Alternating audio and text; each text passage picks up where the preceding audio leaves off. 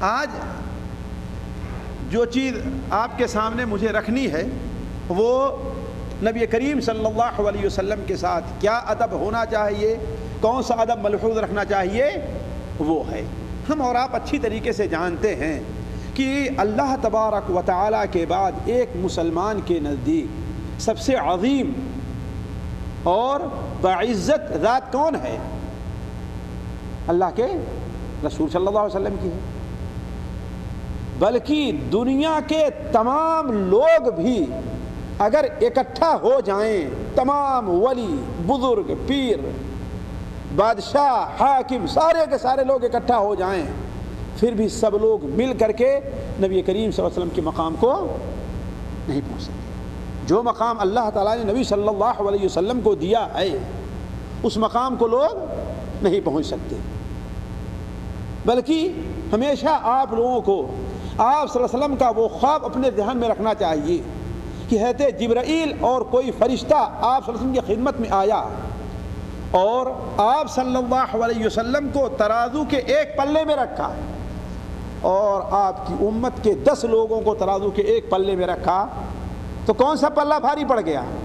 جس میں آپ صلی اللہ علیہ وسلم تھے۔ پھر اس کے بعد آپ صلی اللہ علیہ وسلم کو ترازو کے ایک پلے میں، آپ کی امت کو ترازو کے 100 آدمیوں کو ترازو کے ایک پلے میں رکھا گیا، تو کس کا پلہ بھاری پڑا؟ آپ کا پلہ بھاری پڑا۔ اس کے بعد فرشتے نے کہا کہ اور زیادہ کرو، چنانچہ آپ صلی اللہ علیہ وسلم کو ترازو کے ایک پلے میں رکھا گیا اور آپ کی امت کے 1000 آدمی کو ترازو کے ایک پلے میں رکھا گیا۔ آپ بیان فرماتے ہیں کہ مجھے خوف ہوا کہیں یہ لوگ میرے اوپر نہ گر جائیں۔ آپ صلی اللہ علیہ وسلم کا پلہ کیا ہے؟ بھاری پڑ گیا۔ تو پھر اس فرشتے نے کہا کہ کوشش نہ کرو، اگر ساری امت کو ایک پلے میں رکھ دو اور محمد اللہم صلی اللہ علیہ وسلم ان کو ایک پلے میں رکھ دو، تو پھر بھی کس کا پلہ بھاری پڑے گا؟ اللہ کے رسول صلی اللہ علیہ وسلم کا پلہ بھاری پڑے گا، ہے کہ نہیں ہے؟ اس میں ولی بھی ہوں گے، پیر بھی ہوں گے، بزرگ بھی ہوں گے، علماء دین بھی ہوں گے اور مسلمانوں کے حاکم اور بادشاہ ہوں گے۔ یہ سارے کے سارے لوگ مل کر کے بھی نبی کریم صلی اللہ علیہ وسلم کے مقام کو نہیں پہنچ سکتے۔ اس کا مطلب کیا ہے کہ نبی کریم صلی اللہ علیہ وسلم ہمارے ادب کے سب سے زیادہ حقدار ہیں کہ بندہ آپ کے ساتھ ادب کو ملحوظ رکھے۔ چند ادب کا ذکر ہم آپ کے سامنے رکھنا چاہتے ہیں جو بڑے اہم ہیں، ورنہ آپ صلی اللہ علیہ وسلم کے ساتھ کیا آداب بجا لائیں یہ بہت زیادہ ہیں۔ سب سے پہلا ادب ساتھیوں یہ ہے کہ اللہ کے رسول صلی اللہ علیہ وسلم کے حکم اور آپ کے امر اور فرمان کے سامنے انسان کو بغیر کسی جھجک کے، بغیر کسی تاخیر کے سر تسلیم خم کر دینا چاہیے۔ کوئی بھی معاملہ ہے، دین کا معاملہ ہے یا دنیا کا معاملہ ہے، اپنی ذات کا معاملہ ہے یا کسی جماعت اور قوم کا معاملہ ہے، کسی بھی بارے میں اگر اللہ کے رسول صلی اللہ علیہ وسلم کا فیصلہ ہو جائے تو اس کے بارے میں کیا ہے؟ بغیر کسی تاخیر کے فوراً انسان کو اپنا سر تسلیم خم کر دینا چاہیے، اور یہ کمال ادب ہے آپ صلی اللہ علیہ وسلم کے ساتھ، کمال ادب ہے۔ اللہ تعالیٰ ارشاد فرماتا انما المؤمنون الذین آمنوا انما کان قول المؤمن اذا دعوا الی اللہ ورسولہ، مسلمانوں کا قول یہ ہے جب اللہ اور اس کے رسول کی طرف بلایا جائے کہ وہ کوئی فیصلہ کرے تو انہیں کیا کہنا چاہیے؟ سمعنا واطعنا واولئک هم المفلحون، ہم نے سن لیا اور ہم نے مان لیا، اطاعت کر لی، اور یہی لوگ کامیاب ہونے والے ہیں۔ اور وہی جماعت سب سے زیادہ کامیاب ہے جو سب سے زیادہ اللہ تک رسول صلی اللہ علیہ وسلم کی پیروی کرتی رہی ہے۔ سنن ابو داؤد، مستدرک حاکم اور متعدد کتب حدیث میں ہے کہ آپ صلی اللہ علیہ وسلم ایک بار خطبہ دے رہے تھے۔ آپ خطبہ جب شروع کیے، ممبر پر بیٹھے، تو آپ نے فرمایا اجلسو، اے لوگو بیٹھ جاؤ۔ حضرت عبداللہ بن مسعود رضی اللہ عنہ مسجد میں داخل ہو رہے تھے اور ابھی مسجد کے دروازے ہی پر تھے۔ آپ کا یہ فرمان سننا تھا اجلسو، کہ وہیں پر سارے کے سارے لوگ بیٹھ گئے۔ وہیں پر وہ بھی بیٹھ گئے. تو آپ نے دیکھا تو فرمایا اے ابن مسعود آگے آؤ, ان لوگوں سے میرا خطاب ہے جو یہاں پر سامنے موجود ہیں. اور یہ بات وہی نہیں کہ آپ سامنے موجود ہو, نہیں, بلکہ آپ اگر کوئی خبر بھی کسی کو بھیجا کرتے تھے تو صحابہ کرام فوراً آپ کے حکم کے سامنے سر تسلیم خم کر لیا کرتے تھے. مثال کے طور پر جب شراب حرام ہوئی ہے تو آپ صلی اللہ علیہ وسلم نے ایک پکارنے والے کو پکارا ہے کہ جا کے مدینے کی گلیوں میں پکار دو کہ شراب حرام ہو گئی ہے. راوی حضرت انس بن مالک بیان کرتے ہیں کہ جو لوگ شراب پی رہے تھے ان کے ہاتھ میں پیالہ تھا اور ہونٹوں تک شراب تھی, لیکن پکارنے والے کی یہ پکار سننا تھا کہ سارے لوگوں نے اپنے شراب کو اڑیل دیا, یہاں تک کہ مدینے کی گلیوں میں شراب بہہ نکلی.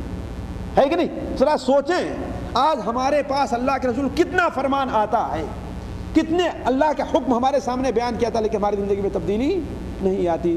اور ساتھیوں یہ انسان کی بہت بڑی بدبختی ہے اور بڑی بے ادبی ہے کہ اللہ کے رسول کا حکم اس کے سامنے بیان کیا جائے اور اس کو مانے نہیں. آپ نے صحیح مسلم شریف کی وہ حدیث سنی ہوگی کہ ایک شخص آپ صلی اللہ علیہ وسلم کی خدمت میں آیا اور بائیں ہاتھ سے کھانے لگا تو آپ نے کیا فرمایا؟ کل بیمینک, دائیں ہاتھ سے کھاؤ. اب چونکہ وہ اپنے قبیلے کا سردار تھا, بڑا تھا, اسے یہ اچھا نہیں لگا کہ ہمیں یہ مولوی ٹوک رہا ہے کہ ہاں دائیں ہاتھ سے کھاؤ. اس نے کہا کہ دائیں ہاتھ سے تو میں نہیں کھا سکتا. آپ نے فرمایا تو دائیں ہاتھ سے نہ کھا سکے. چنانچہ راوی کہتے ہیں کہ اس کے بعد سے اس کا دایاں ہاتھ اس کے منہ تک کبھی پہنچ نہیں سکا. تو انسان اس سے بھی ڈرے کہ اللہ کے رسول صلی اللہ علیہ وسلم کی نافرمانی ہم کریں تو کہیں آپ کی بد دعا کہ ہم حقدار نہ بن جائیں. دوسرا حق نبی کریم صلی اللہ علیہ وسلم کا یہ ہے کہ آپ کی خبر پر انسان مکمل تصدیق کر دے.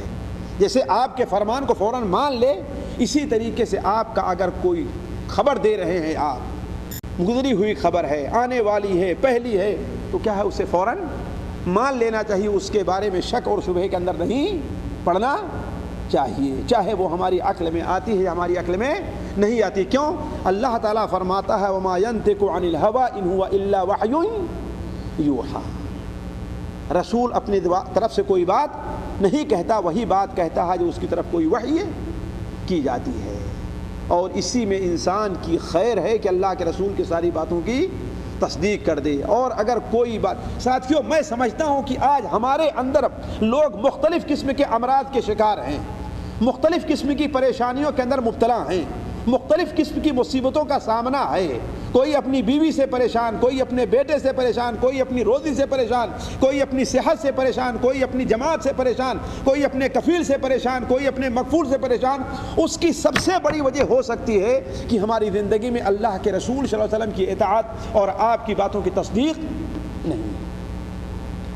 سنن ترمذی میں ہے کہ آپ صلی اللہ علیہ وسلم نے ایک بار فرمایا, سفر سے واپس آ رہے تھے, کہ اے لوگوں, اپنے گھر میں اپنی بیویوں کے پاس اگر سفر میں تم ہو تو اچانک نہ کود پڑو. تم اچانک نہ کود پڑو.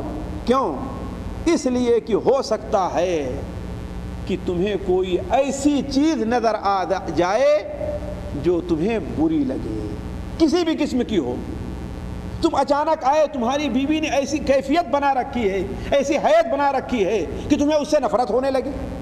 وہاں پر کوئی ایسا آدمی موجود ہے جس سے تم اپنی بیوی سے نفرت, یا ہو سکتا ہے کوئی عورت ہی موجود ہو اور تم سمجھو کہ وہ مرد ہے. جیسا ہوا ایک صحابی کے ساتھ کہ وہ اچانک اپنے گھر کے اندر داخل ہوئے اور انہوں نے دیکھا کہ کوئی اور آدمی, بسا اوقات جانتے ہیں لباس وغیرہ یا کم لباس ملے پہننے کے لیے تو ایسا ہوتا ہے کہ رات میں پہچان سکتا کہ یہ مرد ہے یا عورت ہے. تو ان کی بیوی کو کوئی دوسری عورت کنگھی کر رہی تھی, وہ تلوار نکالے کسے فوراً, یہ کون, کوئی مرد ہے ہمارے گھر کے اندر آیا ہوا ہے.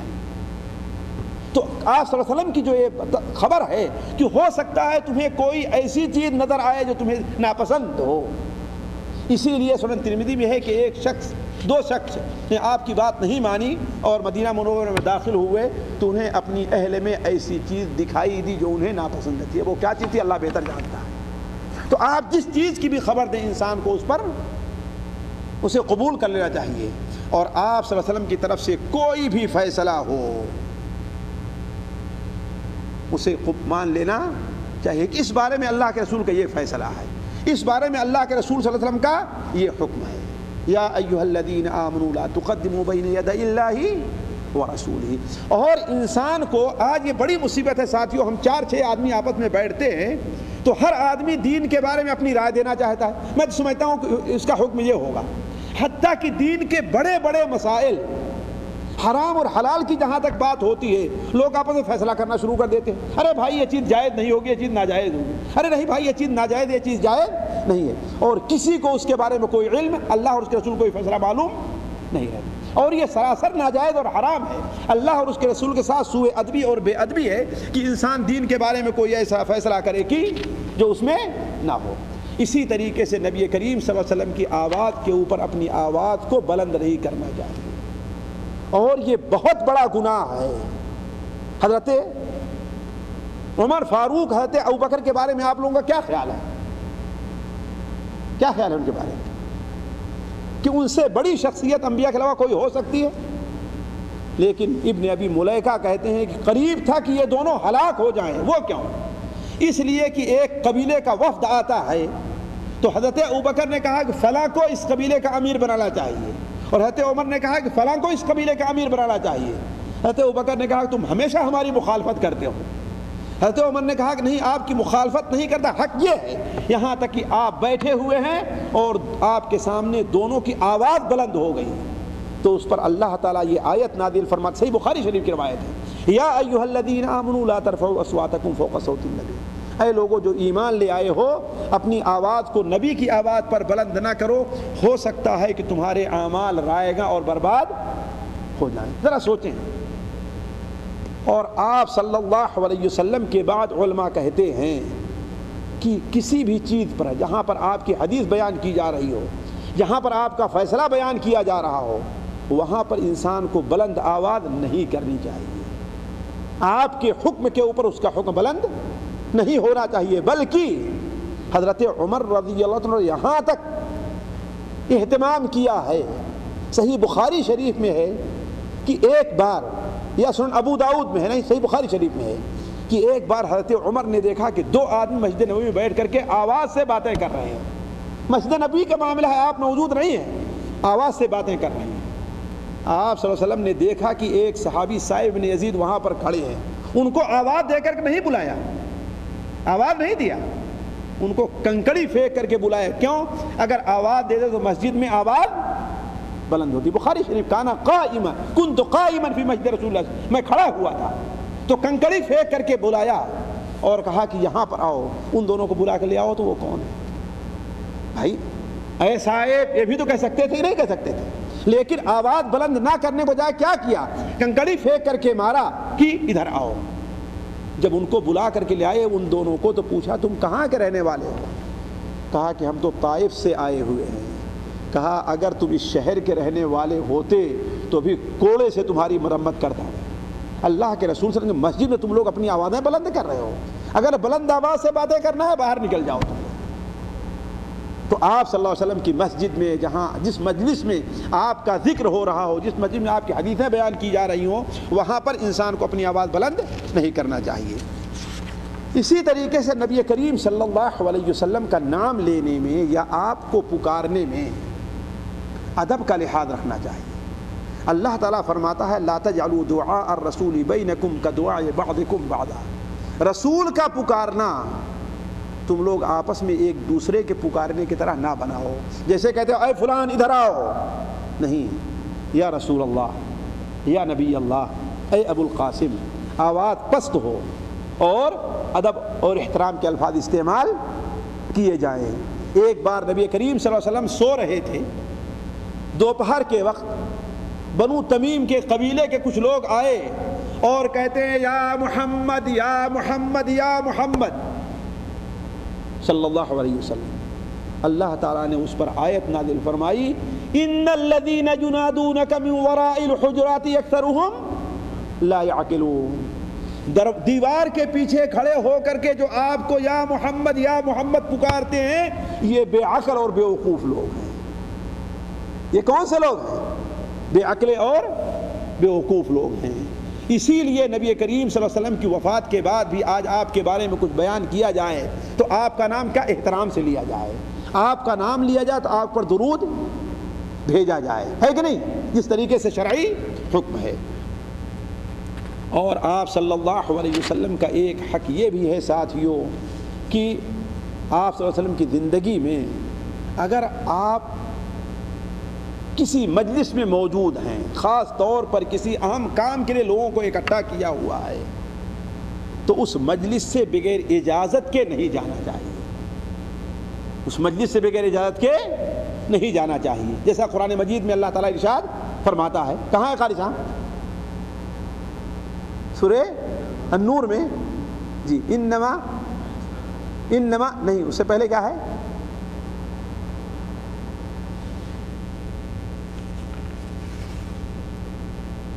انما المؤمنون الذين آمنوا بالله ورسوله واذا كانوا معه على امر جامع لم يذهبوا حتى يستأذنوا۔ مومن وہ ہیں جو اللہ اور اس کے رسول پر ایمان لے آتے ہیں اور رسول کے ساتھ اگر کسی عام اجتماع میں ہیں جس میں مشورہ ہو رہا ہے، جہاد کے لیے نکلے ہوئے ہیں، نماز کے لیے نکلے ہوئے ہیں، تو بغیر رسول کی اجازت کے واپس نہ جائیں۔ اسی حکم میں کہتے ہیں ساتھیوں، اگر کوئی مجلس ہے جس میں اللہ کے رسول کی حدیث پڑھی جا رہی ہے یا دینی مقصد کے لیے لوگوں کو اکٹھا کیا گیا ہے اہل علم کو، اور وہاں شرعی حکم ہے، تو اس مجلس سے بغیر اجازت کے اٹھ کر کے نہیں جانا چاہیے، بغیر اجازت کے اٹھ کر کے نہیں جانا چاہیے۔ اور آخری چیز جو اللہ کے رسول صلی اللہ علیہ وسلم کے ادب میں داخل ہے وہ یہ ہے کہ آپ صلی اللہ علیہ وسلم کے کسی بھی فرمان کو انسان مشکل اور بھاری نہ سمجھے۔ ساتھیوں ذرا غور کرنے کی بات ہے، آپ سوچیں ایک آدمی جس کا آپ بڑا احترام کرتے ہیں اور بڑی محبت کرتے ہوں، آپ کے گھر میں آ جائے تو آپ اس کی خدمت کرتے ہوئے تھکتے نہیں خدمت کرتے، بلکہ گستاخی معاف، آپ لوگوں میں سے جو یہاں اپنی فیملی کے ساتھ رہی ہے، اپنے گھر جاتے ہوں گے تو ذرا سوچیں کہ شاید آپ کے جانے سے پہلے آپ کی بیوی ہو یا آپ کی ماں ہو اپنے لیے چائے بھی نہیں بنا، شاید نہ بنائے، ہے کہ نہیں، لیکن آپ جائیں گے تو آپ کے لیے ہر خدمت وہ کرنے کے لیے تیار ہے۔ آپ اگر کوئی کسی، بلکہ اسے خوشی ہوگی کہ آپ کوئی چیز اس سے طلب کریں، ہے بات صحیح کہ نہیں صحیح ہے؟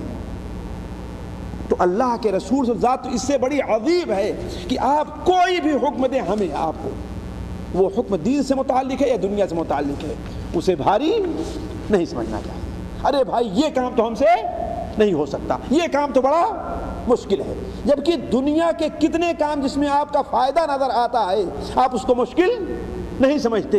آپ کو اگر معلوم ہو جائے کہ آپ کا ایک کام زلفی میں ہے، رات بھر آپ سوئے نہ رہیں، واللہ صرف 100-200 ریال کا معاملہ ہوگا، آپ سوئے نہ رہیں پوری رات، لیکن پھر بھی فجر کے بعد آپ جائیں گے اور نیند کو قربان کریں گے، ہے بات صحیح کہ نہیں صحیح ہے؟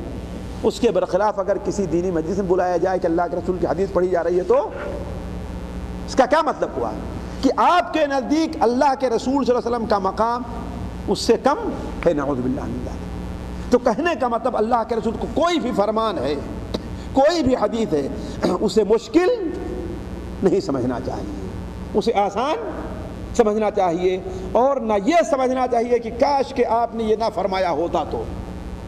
اور شاید عام لوگ اس کا اندازہ نہ لگا لے جو لوگ علمی میدان میں کام کرتے ہیں، اگر کوئی ایسی حدیث ان کے سامنے آتی ہے کہ جس مسلک پر وہ عمل پیرا ہیں اس مسلک کے خلاف ہے، تو ان کے دل میں یہ خیال گزرتا ہے کاش کہ یہ حدیث نہ ہوتی۔ یہ بھی اللہ کے رسول کا سوء ادبی ہے۔